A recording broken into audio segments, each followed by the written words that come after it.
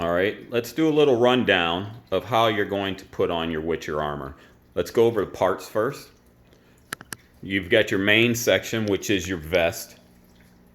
And then you have a tie string. This tie string is going to be what's going to hold your vest together in the back. You've got your main belt, your shoulder straps, your wrist gauntlets, and you have an upper and lower shoulder pad. The lower shoulder pads are the only ones that are side specific, so on the inside of them it is written left or right. Let me get this camera set up, and then we'll start putting this armor onto the mannequin. You're going to start with your vest piece. And when you put it over your head, there's a nice size opening.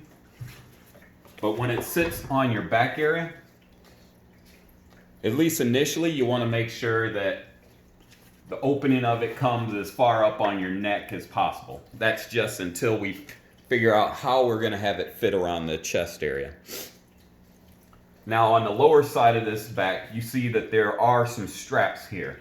These straps are going to wrap around your chest, actually to be underneath your chest. So you'll lift your armor away from you.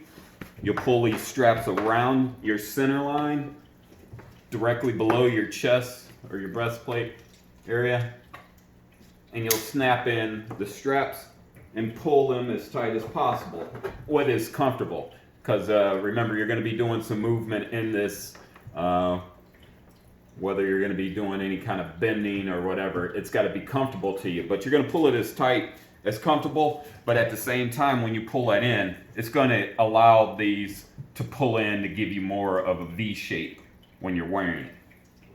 There's a lot of excess here on the belts. I left that because I don't know exactly what's going to be your fit, but once you determine what is the right fit, you can freely cut it down and go ahead and use a match or something and just melt down the end so that it doesn't ravel on you.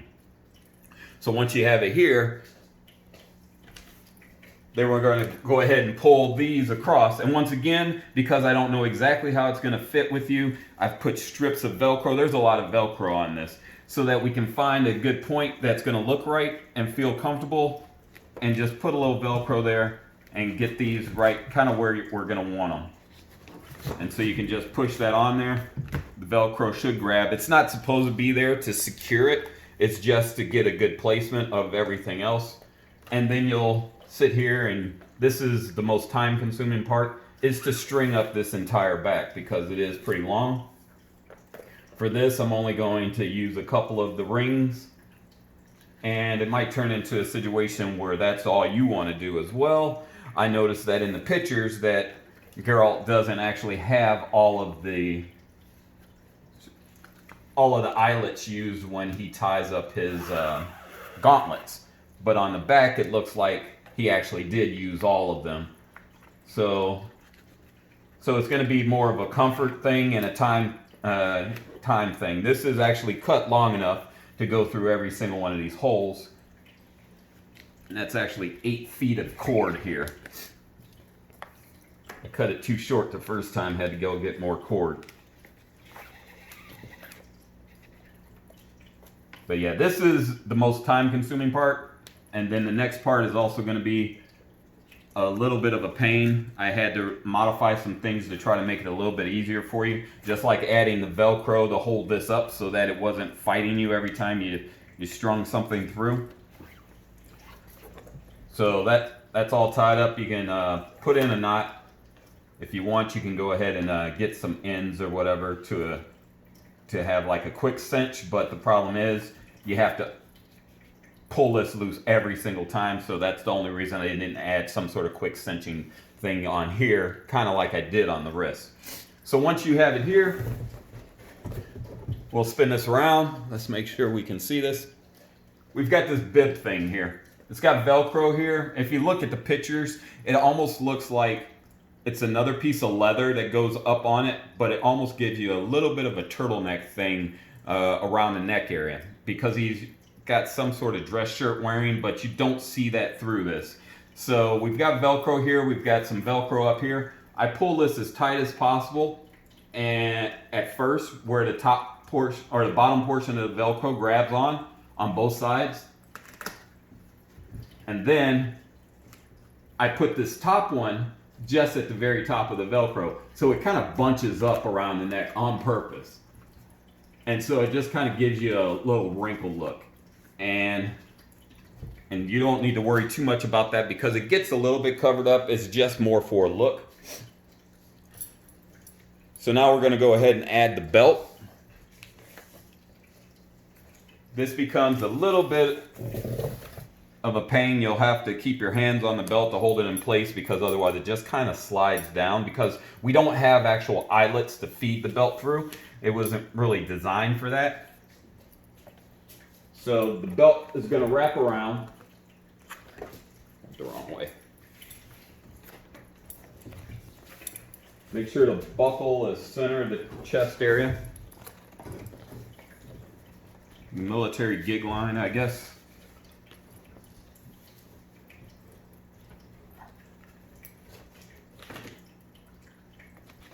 And so yeah, I'm letting the belt fall just so I can get it strong to get it initially started.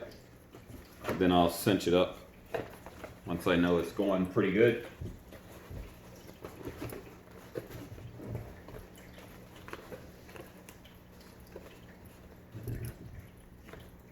So that's about center. Pull it as tight as you can. You'll have to keep adjusting the belt around. If you've got some assistants, they can hold the belt up at a proper height while you pull as tight as possible to get this where you want it. And even after you get it pulled tight, it's going to try to fall on you until you get to your shoulder straps on, since we don't actually have any actual eyelets. So we're going to go ahead and get this in. Then we're going to feed the belt through here. This is kind of tight. Realize that these aren't real belts. If for whatever reason this belt just is not working for you, you can go ahead and find a belt and just purchase it outright. I just, see, this just slid right down. I just used the same kind of stuff and tried to make a belt out of different bits and pieces. My key was just to find a thick buckle that kind of looks similar to the one that he actually has.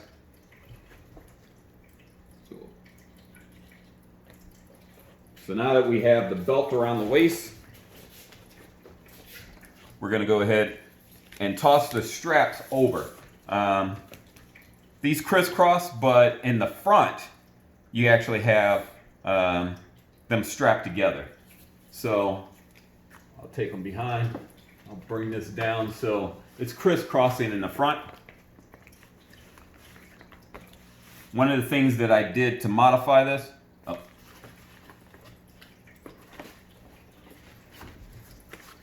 realize that the fat side is going to end up strapping on your left side of the belt. And this is Velcro now. It was not Velcro initially, but because of how difficult it was to get things lined up, I decided to put Velcro on both the front and back. It was just originally on the back for adjusting the length, but now we're going to go ahead and do it on the front as well.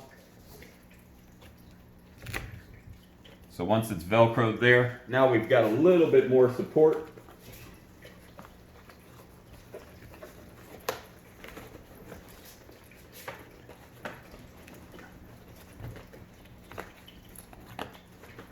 And once again, you'd have extra hands, so this might go a little bit easier. This one's a little bit different, so instead of feeding it behind the belt and coming up, this is actually feeding on the front of the belt. And you might have a couple of issues with some of this Velcro slipping off. This is industrial strength Velcro, but they don't seem to use industrial strength glue on the back. So sometimes the Velcro is stronger than the actual glue that's holding the Velcro on there. But I could not sew it on with my stuff. It would have ruined my machine. So anyway, this feeds from the front to the back. And then once it's on there, you can go ahead and get the two Velcros on. And so you get a crisscross effect on the front area. So we're going to spin it around to the back to see what we're going to do on that. We're going to have that same crisscross effect going on the back side. So now we can take the big Actually, the little one goes first because the big one sits on the outside.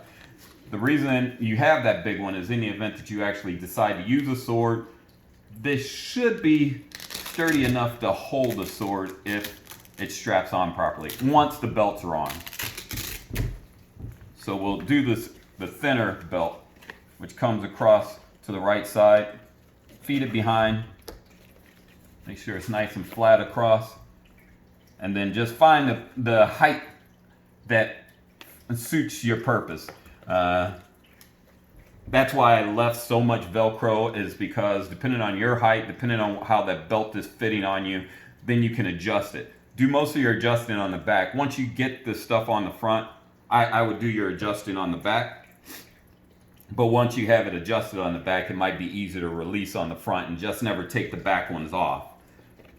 Then this one, we're going to slide through the belt, or underneath the belt as well. Make sure it's covering up. It's going to be crisscrossing. All that's going to be nice and tight because of the strings, and then you bring it up. So it's going to hold it at a specific height. But like I said, if you decided to actually put a sheath and a sword on there, this would be that strap, and it should be strong enough to hold that, especially if the belt is tight on the front. So we'll spin that around and straighten up these straps at the shoulders so that it actually looks neat and not all twisted as it is right now.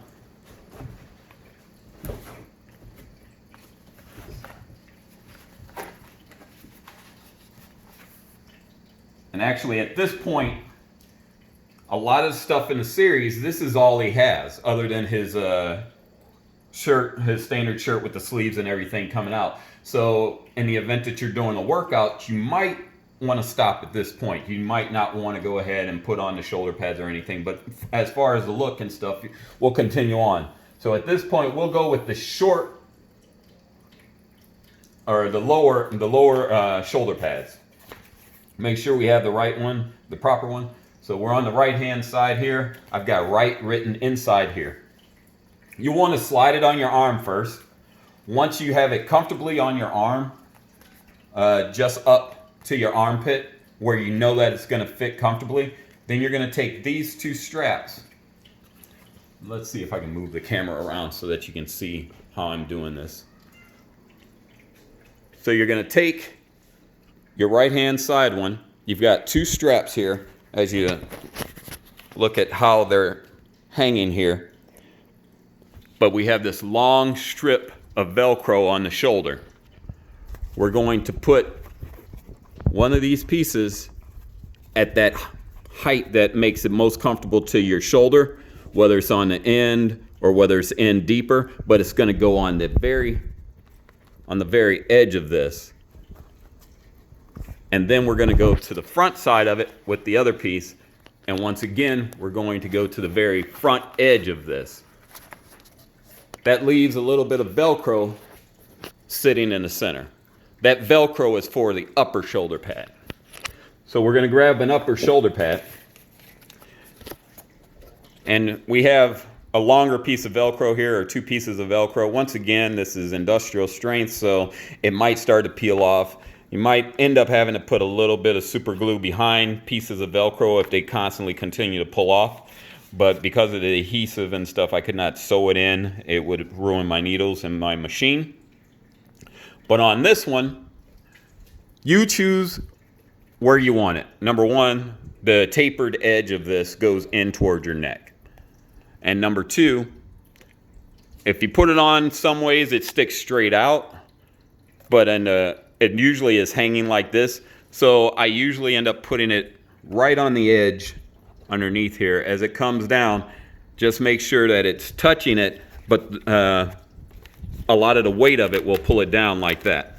So as it's pulling down, there's enough Velcro there that it's not going to fall off, even though it looks like it's just barely holding on. Once again, industrial strength Velcro, it's going to stay. So then we'll go ahead and we'll do the other arm.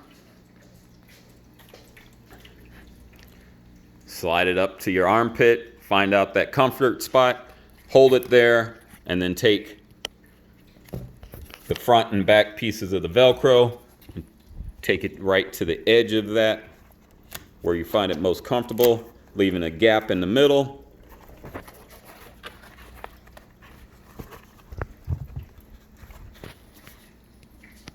And that gap in the middle is where your upper shoulder pad goes. Once again, it has that extra. And we attach it. Once it's attached, you can push down on it so that it just barely is attaching, but then it gets you that angle that you need.